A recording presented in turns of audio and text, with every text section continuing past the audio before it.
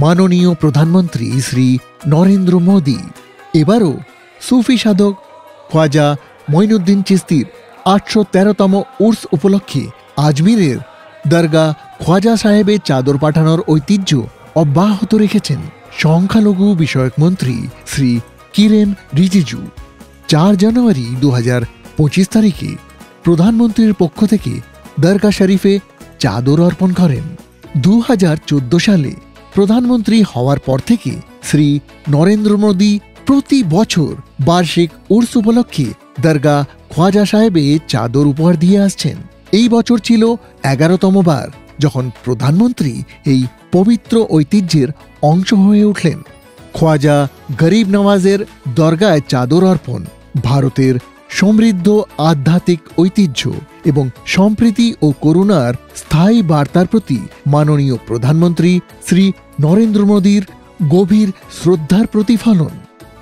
দরগা শরীফে চাদর অর্পণের পর সংখ্যালঘু বিষয়ক মন্ত্রী শ্রী কিরেন রিজিজু মাননীয় প্রধানমন্ত্রীর বার্তা পাঠ করেন। গরিব নওয়াজের 813তম শুভ উর্স উপলক্ষে বিশ্বজুড়ে তার অনুসারীদের এবং বিভিন্ন সময়ে আজমির শরীফে আগত সকল ভক্তদের আন্তরিক শুভেচ্ছা। আমাদের সমস্ত সাধক, পীর বাবা, ফকির, সেই মহাপুরুষরা তাদের কল্যাণমূলক চিন্তাভাবনা দিয়ে মানুষের জীবন আলোকিত করেছেন।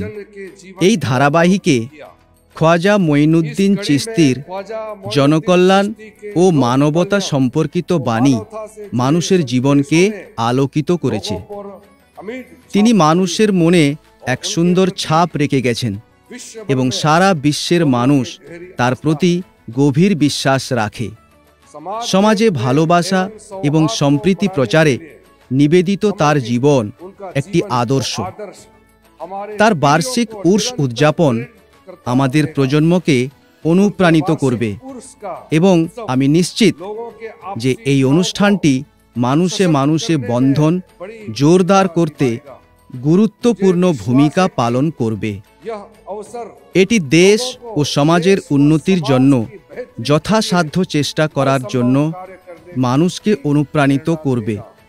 বার্ষিক উর্স উপলক্ষে দরগা শরীফের জন্য চাদর পাঠানোর সময় আমি খ্বাজা মঈনুদ্দিন চিশতির প্রতি শ্রদ্ধা জানাই এবং দেশবাসীর সুখ ও সমৃদ্ধির জন্য তার মাধ্যমে প্রার্থনা করি। নরেন্দ্র মোদী। সুফি সাধক খ্বাজা মঈনুদ্দিন চিশতির বার্ষিক উর্স প্রতি বছর আজমিরে আয়োজিত হয়, যেখানে ভারত ও বিদেশ থেকে লক্ষ লক্ষ ভক্ত আসেন। ভারত সরকারের সংখ্যালঘু বিষয়ক মন্ত্রক উর্স আয়োজনে অগ্রণী ভূমিকা পালন করে।